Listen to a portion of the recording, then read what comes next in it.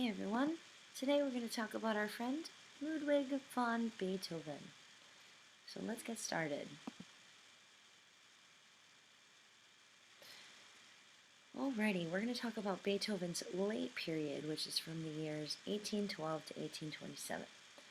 So our friend Beethoven began a new study of older music, which are pieces from our friend Johann Sebastian Bach, who we've learned about, and George Frederick Handel, who was another famous composer. A new style happened, and it is called Beethoven's late period. And the late period includes the last 5 piano sonatas, which is piano pieces, 2 cello and piano sonatas, and the Ninth Symphony. Beethoven could still hear some speech and music up until 1812, but by the age of 44, around 1814, a couple years later, he was almost completely deaf and unable to hear any voices and many of the sounds of his favorite countryside. He tried to get a doctor's help for his hearing loss, and they gave him different things to try, but they didn't work. He gave up after 1822.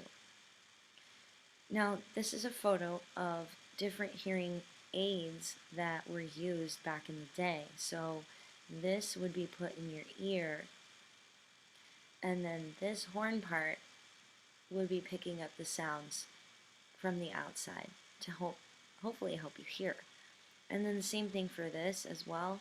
You put this part in your ear, and then this part picks up all the sound. They call them hearing trumpets because they kind of look like an instrument. And now this one you would put in your ear as well, right here, and then this would pick up all the sound. And they got bigger in size to just pick up more sound in hopes to help people hear. Okay, so a little bit more about him.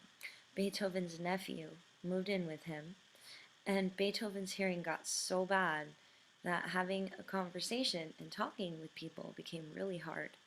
So he needed to use something called conversation books, which is where they could write each other instead of just talking to each other because he couldn't really hear.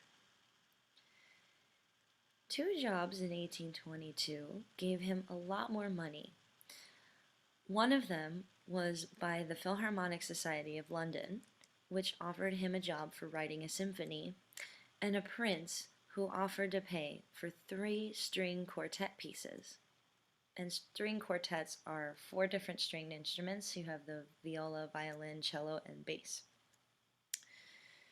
The first of these jobs got him to want to finish his Ninth Symphony, which was first performed in 1824. A second concert was created and sadly did not have a lot of people go to it, and that was Beethoven's last public concert. So today we're going to learn about Beethoven's Ninth Symphony.